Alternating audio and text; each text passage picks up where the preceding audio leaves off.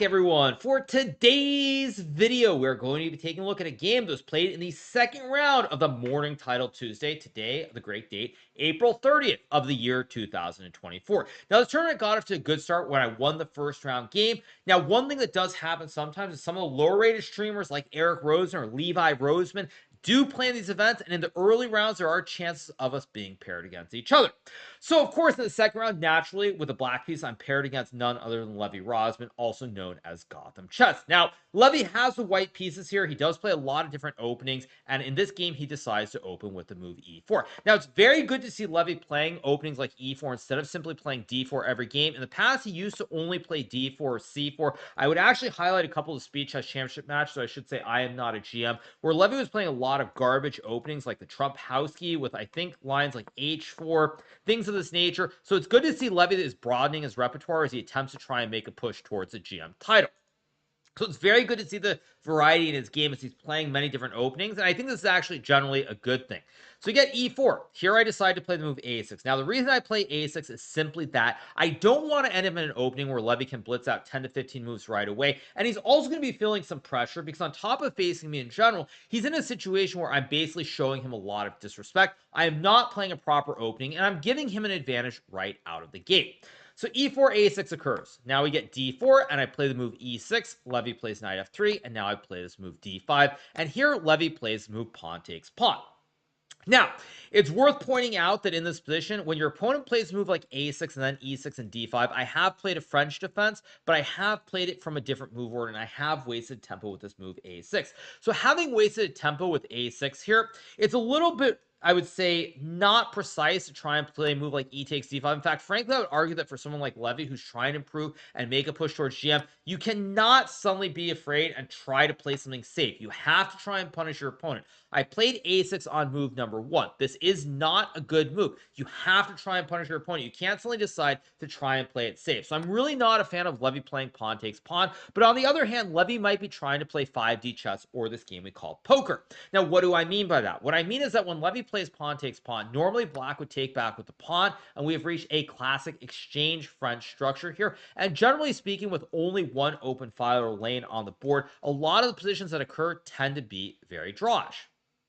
So, Levy decides to take. So he's thinking, okay, well, now though, Hikaru can't take with the pawn. So if Hikaru takes with the pawn, the game might be a draw, and he can't afford a draw in round 2 of Title Tuesday. So that means he's going to have to make another decision and play the other option, which is to take with the queen, which is another concession. This is now 2 bad decisions by me. I played a6 on move 1, not correct, and I've also played queen takes pawn, which is not correct. But one of the great things about this is that this is a blitz game. If this were a classical game and I tried to play this even against someone like Levy, there's a good chance this would not work out very well for me. In fact, I think there's a decent chance I might even lose after playing a move like queen takes pawn. But in a blitz game, it is a little bit different.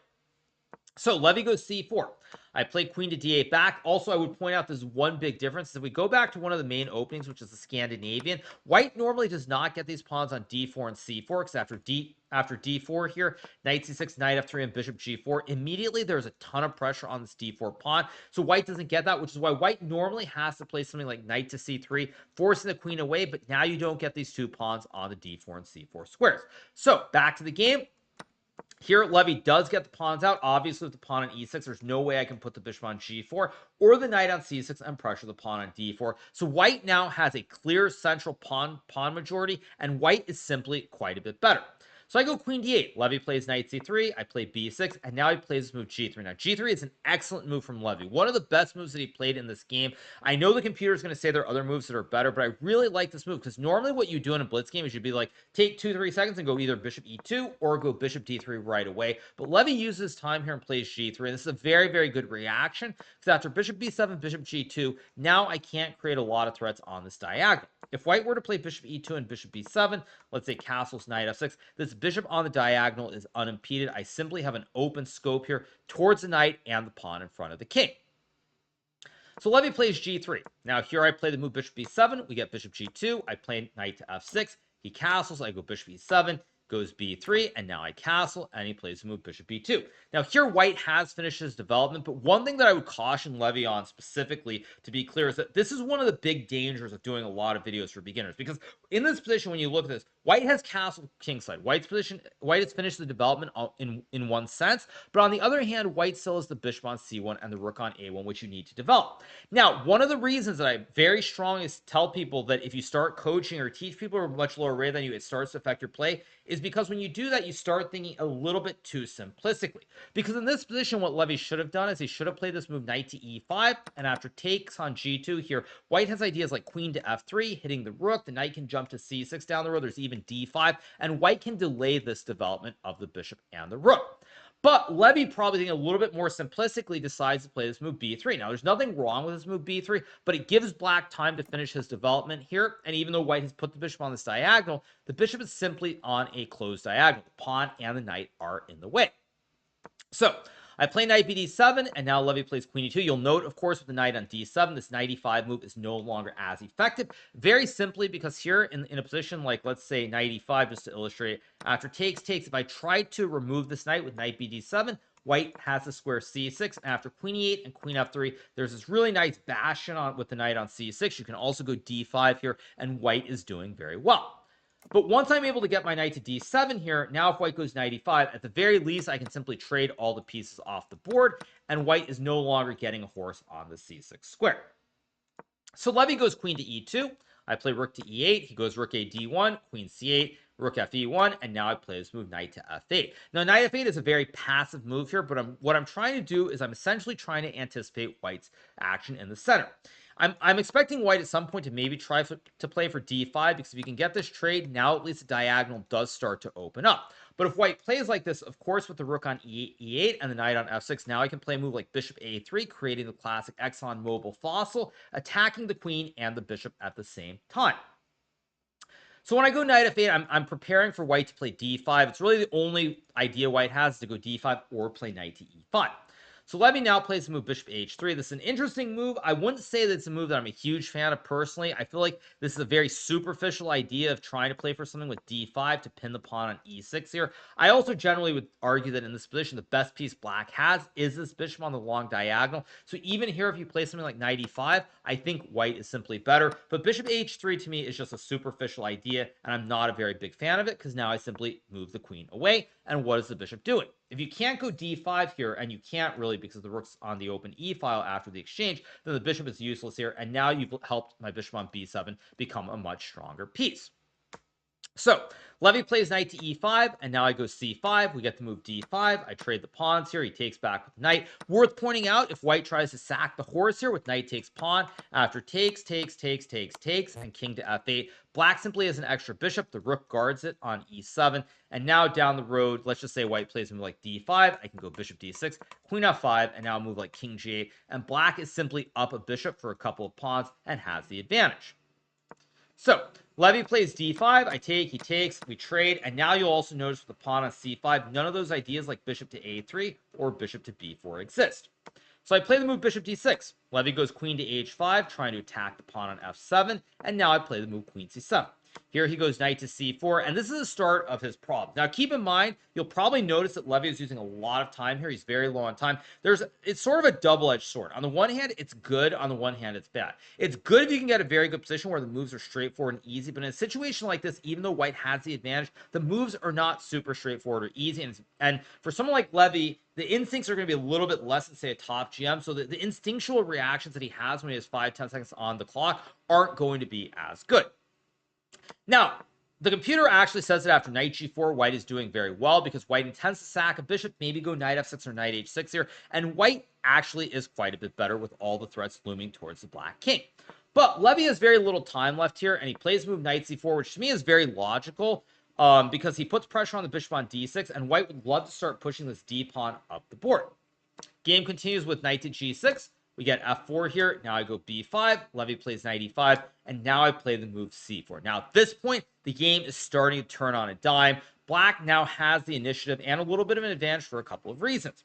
The bishop on b7 is on this diagonal. It's always spying the pawn. White has pushed f4, which now opens up more diagonals towards the king on g1. And with these two bishops on d6 and b7 here, Black has a lot of counterplay. So we get pawn takes pawn. Play pawn takes pawn. We get bishop to g2 here from Levy. Obviously, at this point, Levy is down to minimal time. He's got 10 seconds on the clock. He has to start playing on seconds. And this is really where you start to see the difference in the level. And what I mean by that is that when you're a super GM or even let's say a strong GM, this is obviously not a roast, but the instinctual reactions are probably the biggest thing that separates, say a 2500 GM from someone like Levy. Is that when they get down to the split seconds, you have to make those decisions in 1 or 2 seconds. Their instincts are simply much better. So Levy plays bishop g2, and now I go c3. We get bishop to a1 here, and now I trade the knights. And already here, White has lost the pawn on e5. The bishop on a1 is very passive. I also have a passed pawn on the c file, and White's position is simply falling apart. So Levy trades the rooks on e5 here, and now he plays this move d6. At this point, of course, there's not much White can do. You could play bishop e4, for example, but after g6, let's say White goes queen to e2, and a move like, let's just say, I don't know, rook d8 or rook e8. Let's just say rook e8, for example. White has a very passive bishop. You have a passed pawn. And Black also controls an open file. So Black should win the game in due time. So Levy decides to play d6. It's a move that I actually like because when you're desperate and you've got no time, it's an obvious move. So if I take the pawn, at least here you can hope for some kind of miracle by winning the bishop on d6. So after Levy plays d6, I decide instead to play the move queen to b6, checking the king on g1. Levy goes king h1, and now I play the move c2, attacking the rook on d1. Now here there's chaos everywhere. All the bishops are opposing each other, but the main problem here for White is that this pawn is really close to queening. It's 1 square away from the end of the board, and White simply can't deal with all the threats. Levy goes rook c1 here, and now I play the move bishop takes a1. And I'm not sure if Levy actually flagged here or he resigned. He was down to minimal time, so either way, it's not a big difference. But at this point, the game is over, and I'll explain why. If White were to trade the bishops on b7, I take here, and this is simply check on the king. And I have to say king g1, check king f1. I can check him on h1, king e2, take the tower. And again, I'm just going to move the queen, make a second queen. The king is getting mated in the middle of the board, and White will lose in a couple of moves. If in this position, White chooses to play the move rook takes bishop instead, here I can sack my queen with queen to b1 check because the pawn supports the queen. And now it's simply a forced checkmate in 2 after takes. White has to block with the queen, only move. I take, and there's no more bishop block because then that would put the king in check from the bishop on b7. So after bishop takes a1, Levy, I think he resigned. I don't know if he resigned or flagged. Either way, the game ends here. I get a nice win in round number 2 of the Morning Title Tuesday. Now, Title Tuesday would not go my way, as unfortunately here in Vancouver, where I'm streaming from on my travel setup, my internet did die completely. I got disconnected, did not play, I believe, the 5th or 6th round, whichever one it was. So I didn't really finish anywhere near the top in the Morning Title Tuesday. But nonetheless, I thought you guys, the fans, would enjoy this game from the event as I played against another very popular content creator. And more importantly, I hope that you guys learned something. And I do hope that Levy learned something from this video as well as he tries to pursue the Grandmaster title. All right, you guys. So on that note, that's going to be our recap for today, April 30th from Title Tuesday. Maybe I'll play Magnus Carlsen, maybe some other top players in the evening one and make a video out of that. But at any rate, I hope you guys have enjoyed this video. Make sure that you smash that subscribe button below, and we will be back soon with some more great content for YouTube. See you guys. Bye. All right, you guys. We are back.